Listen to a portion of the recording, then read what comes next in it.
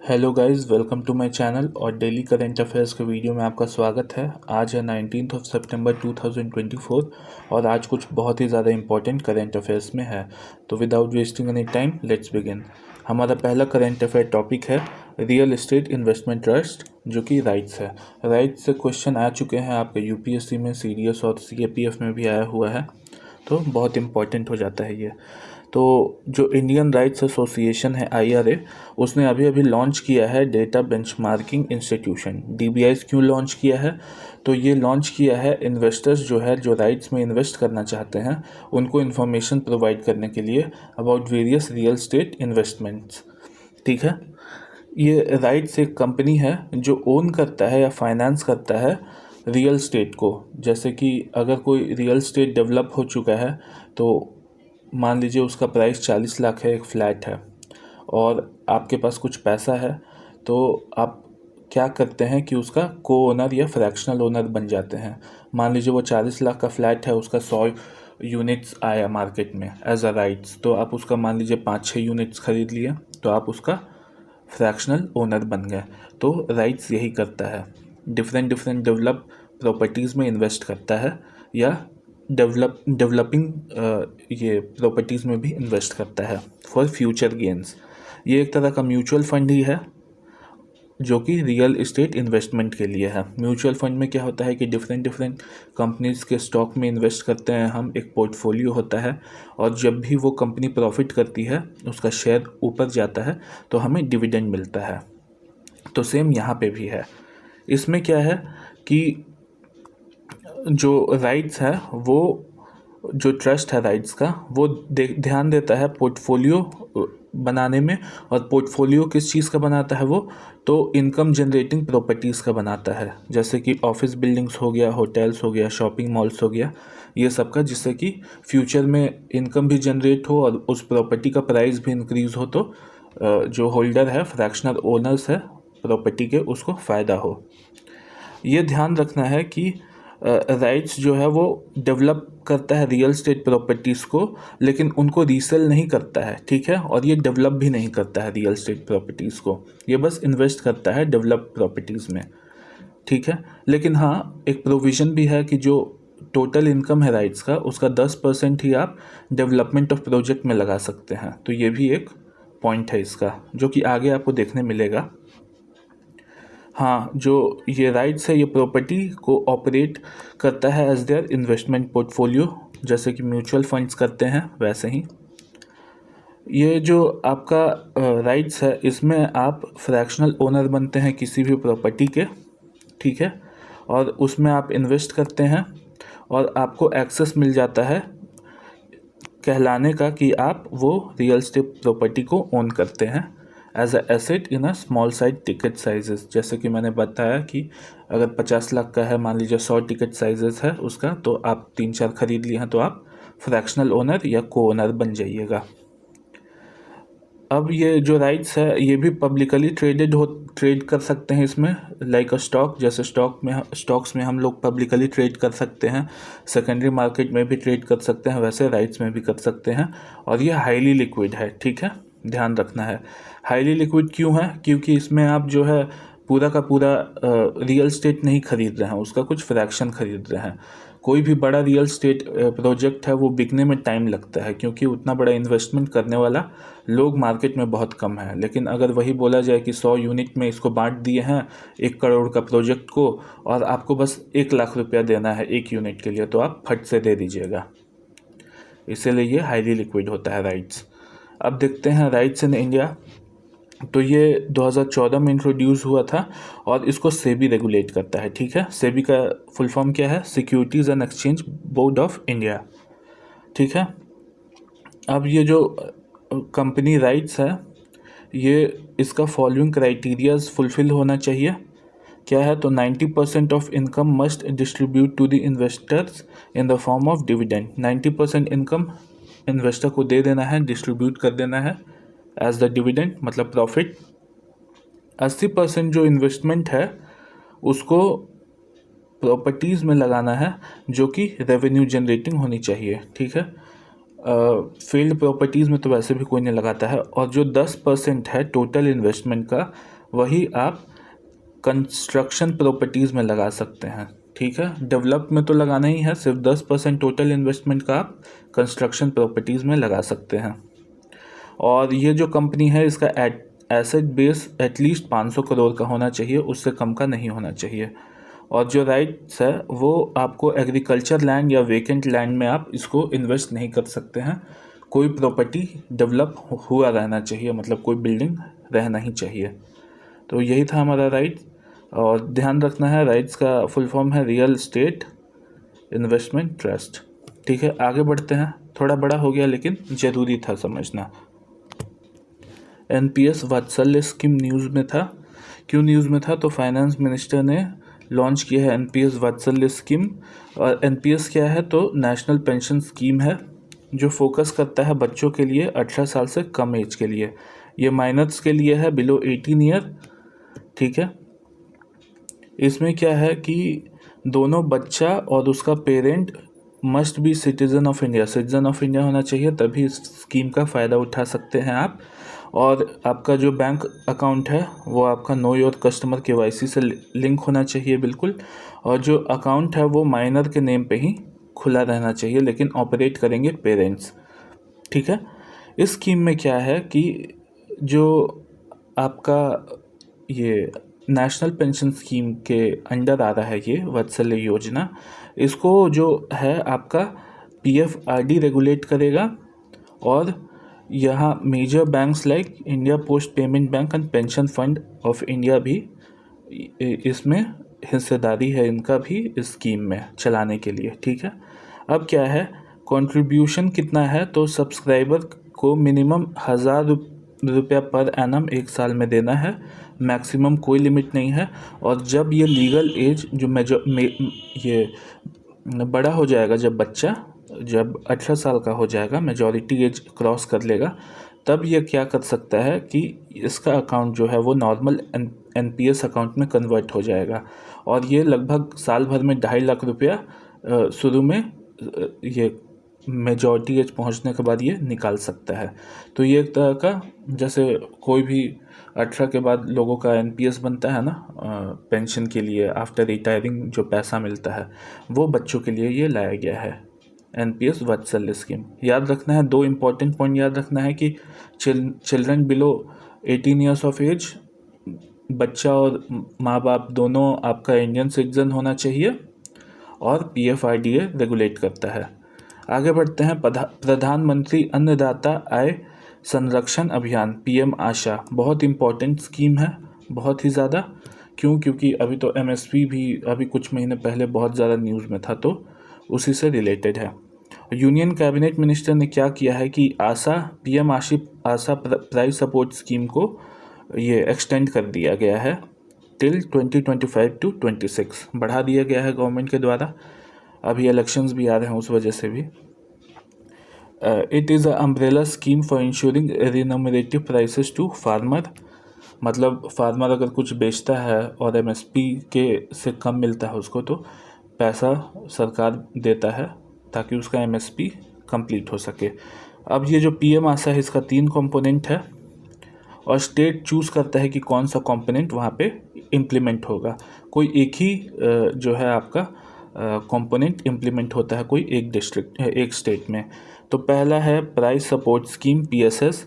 इसमें क्या होता है कि फिज़िकल प्रोक्योरमेंट होता है, जो अनाज आपने किसान ने उगाया है उसको सरकार ले लेती है with the help of food corporation of India, और उतना पैसा जो है ये आपका मिनिमम एमएसपी के हिसाब से पैसा दे देती है बैंक अकाउंट में, आधार इनेबल्ड बैंक अकाउंट में। ठीक है, तो पीएसएस में फिजिकल प्रोक्योरमेंट होता है पल्सेस का, ऑयलसीड का और कॉपरा का। दूसरा कंपोनेंट है प्राइस डेफिशिएंसी पेमेंट स्कीम, पीडीपीएस। इसमें क्या है, तो इसमें कोई फिजिकल प्रोक्योरमेंट नहीं होता है क्रॉप का, ध्यान रखना है, इसमें फिजिकल प्रोक्योरमेंट नहीं होता है। और ये ऑल टाइप ऑफ ऑयलसीड का के लिए कवर है एमएसपी।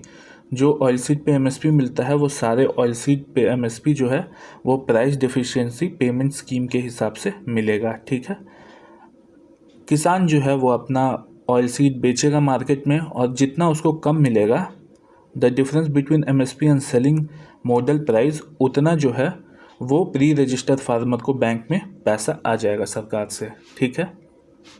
तीसरा कंपोनेंट है pilot of private procurement stockless scheme. इसमें क्या है, तो इसमें एक ही चेंज है कि जो प्राइवेट प्लेयर है वो भी पार्टिसिपेट कर सकता है प्रोक्योरमेंट ऑफ क्रॉप में।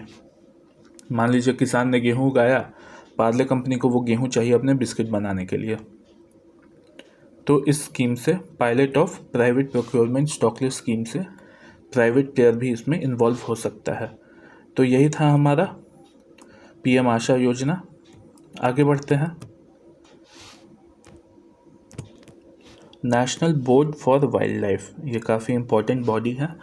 ये बॉडी जो है national board for wildlife, इसका standing committee of national board for wildlife अभी रिसेंटली कुछ प्रोजेक्ट्स को क्लियर किया है, जैसे कि जो ट्रांसमिशन लाइन बिछाना था रन ऑफ कच्छ में, और एक और लाइन बिछाना है गोवा मोलेम नेशनल पार्क में।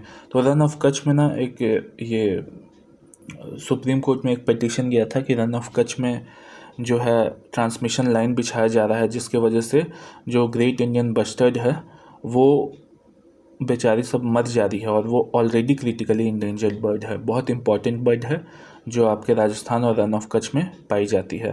तो उस वजह से थोड़ा सा डिस्प्यूट में भी था ये चीज़।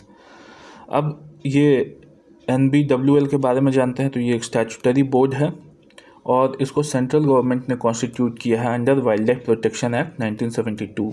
ये ध्यान रखना है कि NBWL एक स्टैट्यूटरी बॉडी है, ना कि आपका एग्जीक्यूटिव ऑर्डर से बनी हुई है। ठीक है, ध्यान रखना है, स्टैट्यूटरी बॉडी है। अब ये क्या करती है, तो ये रिस्पॉन्सिबल है for guiding the government decision on matters.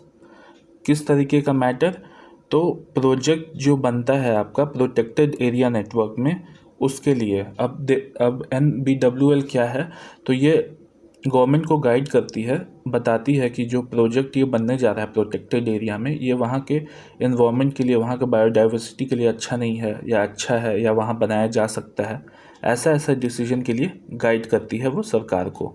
तो काफ़ी इम्पोर्टेंट बॉडी है। अब क्या है, जो ये आपका इसका स्ट्रक्चर देखते हैं, स्ट्रक्चर बहुत इम्पोर्टेंट है।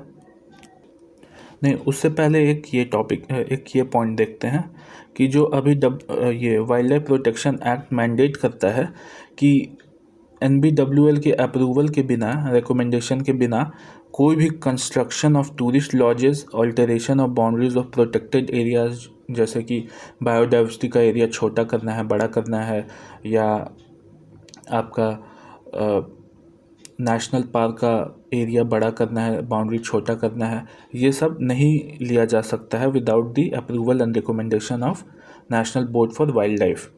ठीक है, जिससे कि ये काफ़ी स्ट्रॉन्ग बॉडी बन जाती है। अब इसका स्ट्रक्चर देखते हैं, तो ये लगभग 47 मेंबर्ड कमेटी है और इसके हेड जो है वो प्राइम मिनिस्टर है, इसीलिए ये बहुत इंपॉर्टेंट बॉडी बन जाती है क्योंकि PM इसके हेड है। और minister of environment forest and climate change, ये वाइस चेयरपर्सन है इस बॉडी के, ध्यान रखना है। अब देखते हैं कि इसमें और भी कोई इंस्टीट्यूशन के लोग हैं, जैसे चीफ ऑफ आर्मी स्टाफ भी हैं, डिफेंस सेक्रेटरी भी हैं, और एक्सपेंडिचर सेक्रेटरी जो कि मिनिस्ट्री ऑफ फाइनेंस के अंडर आते हैं वो भी हैं। तो ये इम्पॉर्टेंट क्वेश्चन बन जाता है कि पूछ देगा कि NBWL के मेंबर में एक चीफ ऑफ आर्मी स्टाफ आते हैं क्या, तो हम लोग सोचेंगे कि कहाँ से, वो तो आर्मी के ये हुए, चीफ हुए, तो वो NBWL में क्या करेंगे, तो वो स्टेटमेंट सही होगा, गलत नहीं होगा, ध्यान रखना है। और जनरली ये लोग 3 महीना पे एक बार मिलते ही हैं। ठीक है, ये NBWL है, ये रिकमेंड करता है आपका मैनेजमेंट ऑफ नेशनल पार्क्स भी, सेंचुरीज भी, और other protected areas on a matter related to restricting the activities of the area. तो उस एरिया में क्या क्या एक्टिविटीज़ होंगी, ये भी NBWL मॉनिटर करता है। आगे बढ़ते हैं बायो राइट स्कीम की तरफ। तो अभी रिसेंटली क्या हुआ है कि यूनियन कैबिनेट ने और प्राइम मिनिस्टर ने अभी 2 umbrella scheme, department of biotechnology DBT को मर्ज किया है biotechnology research innovation entrepreneurship development से, मतलब बायोराइड में मर्ज किया है।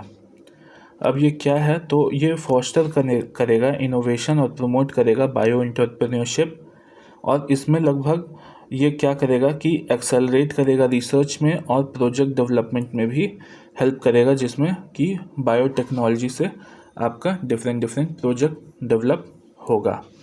अब इसमें 3 बोर्ड आता है, 3 कंपोनेंट है इसका, biotechnology research and development R&D, industrial and entrepreneurship development ये भी है इसके अंडर, और bio manufacturing and bio foundry भी है। ये नया कंपोनेंट और ऐड किया गया है इसमें, इस स्कीम में, ये नया है। ये पहले से था जो अभी मर्ज किया गया है बायोराइड में, और ये जो है ये हार्नेस करेगा potential of bio innovation. India में बायो इनोवेशन का सख्त ज़रूरत है, क्योंकि अभी भी हम लोग मेजॉरिटी ऑफ जो है आपका मेडिकल फार्मूलाज जो है वो हम लोग बाहर से लेते हैं। तो हमारा भी इंडिया में ऐसा इंडिजिनस होना चाहिए कि हम भी अपना इंडिजिनस कैंसर का दवा बना रहे हैं, किसी के पेटेंट के ऊपर डिपेंडेंट नहीं है।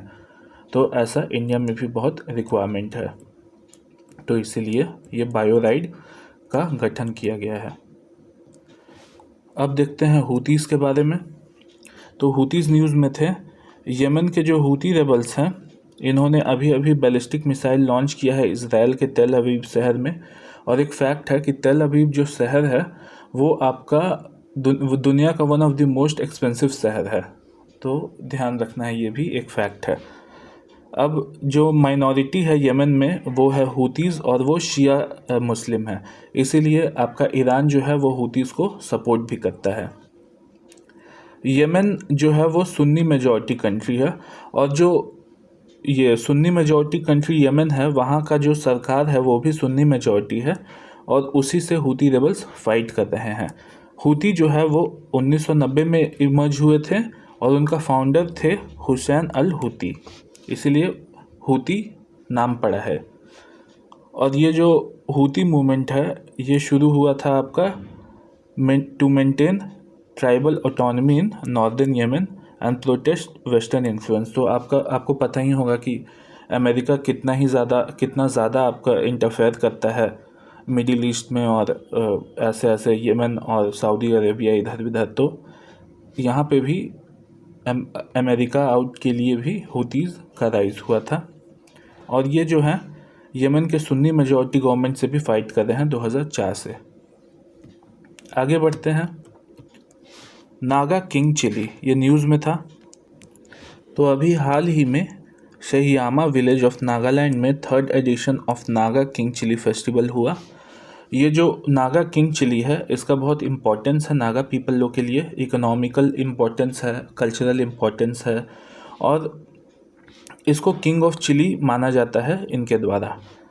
ये जो है नागा किंग चिली है ये जीनस कैप्सिकम से बिलोंग करता है और फैमिली सोलानेकेसी से बिलोंग करता है। अब ये याद रखने की ज़रूरत नहीं है, लेकिन फिर भी यहाँ मैंने दे दिया। इसको राजा मिर्चा भी बोलते हैं, भूत जलोकिया या घोस्ट पेपर भी इसी को बोलते हैं, तो ध्यान रखना है। भूत जलोकिया तो आपने बहुत बार सुना होगा, राजस्थानी डिश में भी बहुत बार भूत जलोकिया पड़ता है, लेकिन ये इतना ज़्यादा हॉट होता है ना कि आप इसके प्रोसेसिंग में आप नेकेड हाथ से इसको तोड़ भी नहीं सकते हैं। ये एक्सट्रीमली हॉट होता है, और कम से कम 1 मिलियन स्कोविल यूनिट तक इसका हीट यूनिट्स है। अब स्कोविल हीट यूनिट क्या होता है, तो जो आपका चिली होता है उसके जो वेन्स होते हैं, गूदा होता है जो, उसमें ना ये कैप्सेसिन नाम का एक ऑयली सब्सटेंस पाया जाता है, जो कि जब आप खाते हैं चिली को तो आपके टेस्ट बर्ड से और सलाइवा से वो रिएक्ट करके बहुत ज़्यादा जलन वाला ये देता है, सेंसेशन देता है। तो उसी जलन को नापने के लिए स्कोविल हीट यूनिट्स बनाया गया है। तो ये 1 मिलियन स्कोविल हीट यूनिट को पार करता है, समझ जाइए। और जो कैरोलिना रीपर है, जो दुनिया का सबसे तीखा चिली माना जाता है जिसको, उसका स्कोविल यूनिट 2.2 है, ये भी आप ध्यान रखिएगा, ठीक है। ये तो इससे 2 गुना ज़्यादा तीखा है वो। ये देखिए रैंक करता है hottest chillies in the world में, इसको किंग चिलीज़ बोलते हैं, और ये काफ़ी इम्पोर्टेंट सिग्निफिकेंस होल्ड करता है नागा पीपल की ये में। ये देखिए ये कितना ख़तरनाक दिख रहा है, देखने में ही इसका जो सरफेस है वो डिफॉर्म्ड लग रहा है। तो ये सालसा वालसा बनाने में, आपका टोबैस्को सॉस बनाने में बहुत काम आता है और डिश में भी यूज़ होता है। अब देखते हैं नेक्स्ट जेन लॉन्च व्हीकल, ये न्यूज़ में था। तो अभी यूनियन कैबिनेट ने चेयर्ड बाय पीएम इसने अप्रूव किया है नेक्स्ट जनरेशन लॉन्च व्हीकल का डेवलपमेंट को। ये इसका जो पेलोड कैपेसिटी है वो 3 गुना है प्रेजेंट पेलोड कैपेसिटी से और 1.5 गुना इसका कॉस्ट भी है कंपेयर टू LMV3। और हाँ, इसको रीयूजेबिलिटी भी इसका कर सकते हैं हम लोग, और low cost access to space and modular green propulsion system भी इसमें मौजूद है। ये जो है आपका NGLV, ये मैक्सिमम पेलोड कैपेसिटी के लिए बनाया गया है और 30 टन तक ये लो अर्थ ऑर्बिट में सामान भेज सकता है। इससे हम लोग 30 टन तक लो अर्थ ऑर्बिट में भेज सकते हैं, जिसका फर्स्ट स्टेज रीयूजेबल है। तो ये ऐसे भी इन्वायरमेंट के लिए भी अच्छा है। सिग्निफिकेंस देखते हैं तो नेशनल और कमर्शियल मिशन इससे कैरी किया जा सकता है और ये ह्यूमंस को भी स्पेस लाइट मिशन में के लिए भेजा जा सकता है और भारतीय अंतरिक्ष स्टेशन भी इसके हेल्प से हम लोग बनाएंगे। भारतीय अंतरिक्ष स्टेशन जैसे कि आपका इंटरनेशनल स्पेस स्टेशन है, वैसे इंडिया भी बना रहा है $10 बिलियन के कॉस्ट पे ये लो अर्थ ऑर्बिट में हमारा भारतीय अंतरिक्ष स्टेशन। अब ध्यान रखना है कि जो आपका इंटरनेशनल स्पेस स्टेशन है वो दुनिया का सबसे महंगा ऑब्जेक्ट है, जो कि $100 बिलियन में बना हुआ है। तो अभी हम इंडिया वाले भी वैसा बनाने वाले हैं, लेकिन at the 10% of the cost of international space station. अब ये जो है लूनर और इंटर प्लानिटरी एक्सप्लोरेशन मिशन भी कैरी कर सकता है और ऑब्जर्वेशन सैटेलाइट भी भेज सकता है लो अर्थ ऑर्बिट में, और कम्युनिकेशन भी इस्टेब्लिश करा सकता है अर्थ के साथ। तो ये है इसका इमेज, ये देख सकते हैं। आगे बढ़ते हैं, वीनस ऑर्बिटर मिशन, ये न्यूज़ में है। तो अभी union cabinet chaired by PM ने अप्रूव किया है development of Venus orbiter mission, और ये जो है 2028 तक कंप्लीट होगा। और ये जो है हम लोग भेजने वाले हैं एक spacecraft to orbit planet Venus को अर्थ का सिस्टर भी बोला जाता है, और ये स्टडी करेगा, बेटर स्टैंडिंग लेगा वीनस के सरफेस का और सब सरफेस का, और ये एटमॉस्फेरिक प्रोसेस का भी सर्वेक्षण करेगा, मतलब ये स्टडी करेगा, ठीक है। और सन कैसे काम करता है वीनस के एटमॉस्फेयर पे, वो भी स्टडी करेगा। अब ये इसका बहुत बड़ा सिग्निफिकेंस इसलिए है क्योंकि ऐसा माना जाता है कि वीनस पहले अर्थ जैसा ही था, ठीक है। और क्या हुआ जिससे कि वीनस ट्रांसफॉर्म हो गया, अर्थ से अलग बन गया, तो इसका भी जांच करने के लिए भेजा जा रहा है ये चीज़। और पहले जो था वो हैबिटेबल भी था और क्वाइट सिमिलर टू अर्थ। पहले जो वीनस था वो सिमिलर था अर्थ के, और अभी भी इसको सिस्टर प्लैनेट्स बोलते हैं अर्थ के साथ।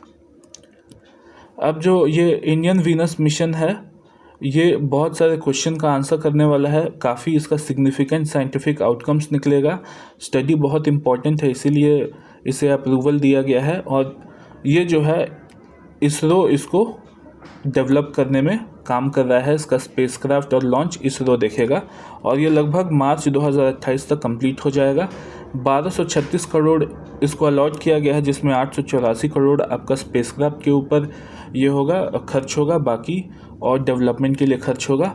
और इसका सिग्निफिकेंट बहुत इम्पॉर्टेंट है क्योंकि वीनस जो है हमारा अर्थ के क्लोजेस्ट प्लैनेट है, और ऐसा माना जाता है कि जो कंडीशन है अर्थ के ऊपर, वीनस पे भी एक टाइम पे हुआ करता था, और अभी ऐसा क्या सिचुएशन बना, कैसे सन का जो रेज है वीनस के एटमॉस्फेयर पे रिएक्ट किया, या सब सरफेस का इंफॉर्मेशन जितना भी है सारा गैदर करने के लिए इस प्रोजेक्ट को लॉन्च किया गया है। हमारे आज के सेशन में काफ़ी ज़्यादा करेंट अफेयर्स थे, लेकिन इम्पॉर्टेंट भी थे। तो आज का सेशन यही ख़त्म होता है। अगर आपको पसंद आया हो ये सेशन तो लाइक ज़रूर करें, शेयर करें और सब्सक्राइब करें। अंटिल देन, बाय बाय, जय हिंद।